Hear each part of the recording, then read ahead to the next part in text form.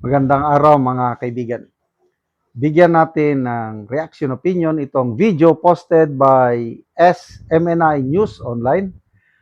Interview ito sa isang PNP Intelligence Officer, retired, Colonel Galang, na umalma siya. Hindi pwede yung patawag mo ang mga confidential agents.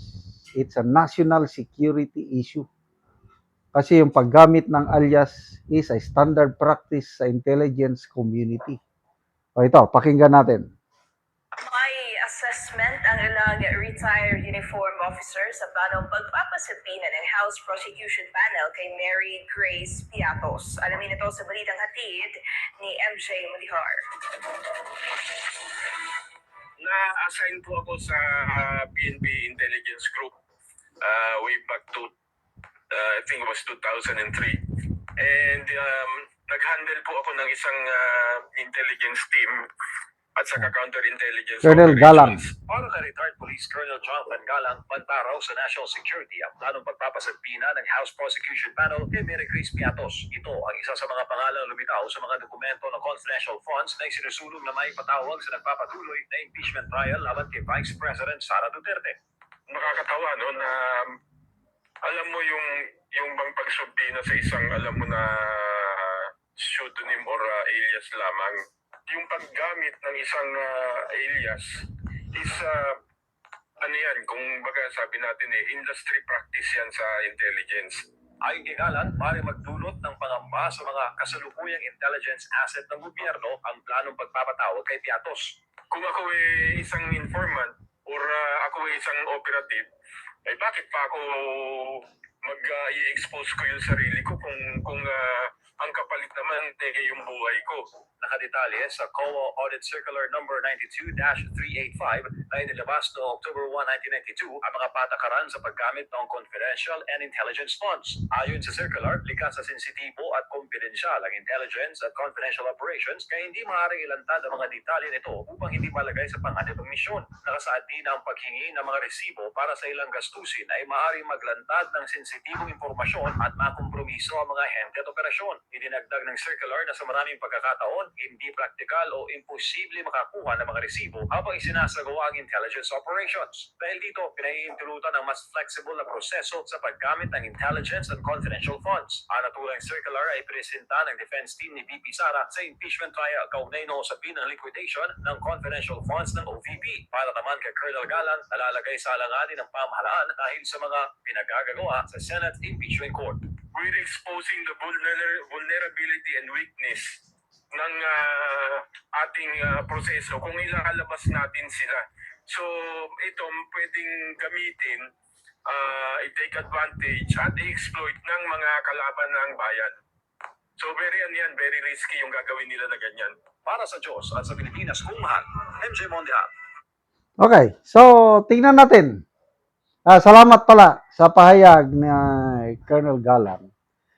Narinig ko rin, retired general. Lumaki siya sa intelligence community, sa ISAP, ganon. Si General Carlos Kita. Hindi daw pwede yung ganyan.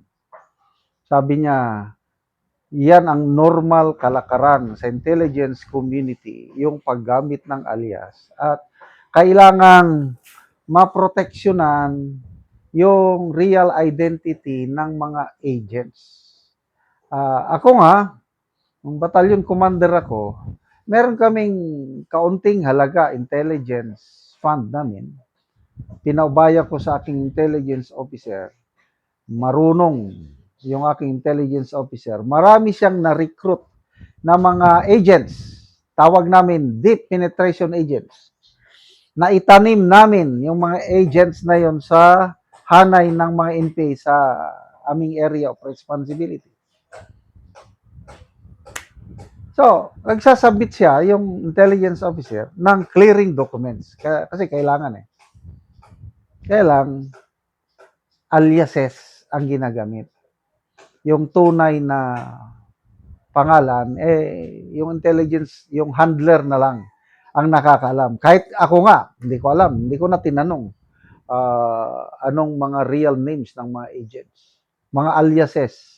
Sir, ito, galing kay Bikoy. Anong pasa ni Bikoy? Ganito, sir, aatakihin ang municipal police station na ito anytime. Sabi ko, okay, you act on it. Yun. Pinuntahan ang aking intelligence officer yung nabanggit na police station. Naniwala naman kaagad yung chief of police kasi maganda ang relasyon namin eh. Ano ba? Salamat sir ha. Sige, handa kami. Yung mga police, dati-dati 9mm o revolver lang ang dala-dala. After that warning, nagdala na ng long arms with kompletong bandoler, bala. Kaya nung dumating yung mga NPA na atake, akala nila patulog-tulog yung pulis. Yun, naunahan sila ng mga pulis na naghihintay sa pagdating nila. Ganyan po ka importante yung mga agents na ganyan. Dahil importante, napakahalaga yung informasyon na ipapasa nila sa gobyerno. Kaya kami, suporta kami, yung protection nila. Kaya yung Mary Grace Piatos napapatawag, sige lang. I don't know kung anong gagawin ng depensa. Diyan na siguro magsisimula ang bloodbath pagdating sa mga usaping ganyan pag ipapatawag nila si Mary Grace Piatos.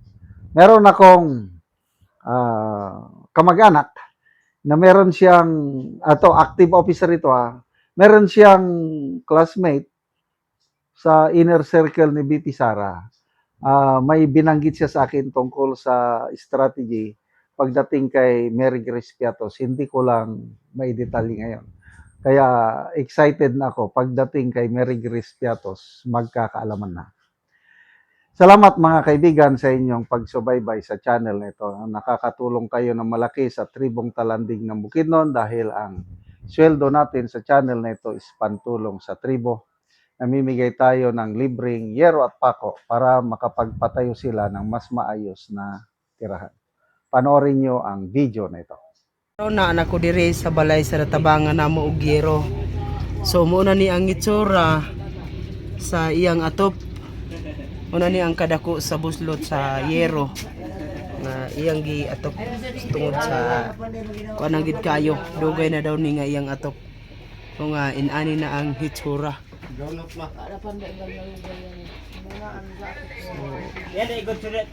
Mura na gid og mga bituon ani ang iyang mga bangag. So mag-atop ra ni siya karon. Galit lang.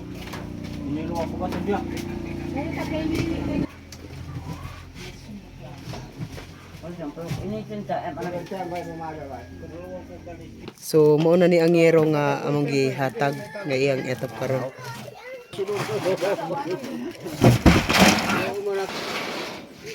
Oy. Taksak.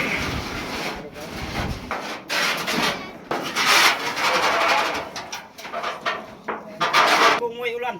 Yang ulan na. Grabe ulan na lagi. Grabe na. Kita na ba sina? Apa ni bang ginawa? Dugay na kayo ni. Salamat kayo sa ihatag nga simba.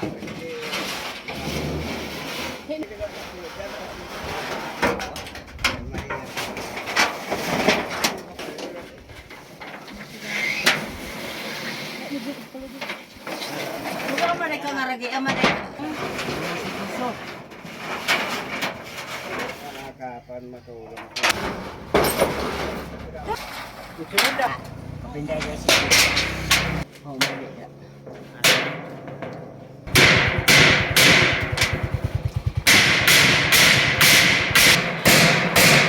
Mana orang taksi bagian? Orang basta ko ano sih. Laro ka na ako. Kaya ko.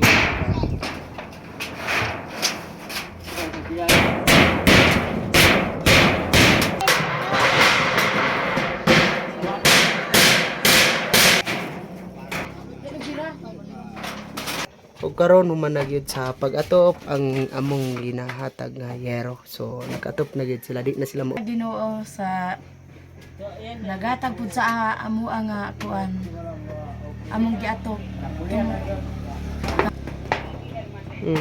Nga pila na to katuig imong atop? Napulo na. Kapulo na sa bago pa napulian. Bago pa napulian kay wala mi ikapalit og sin. So salamat kaayo. Salamat kayo sa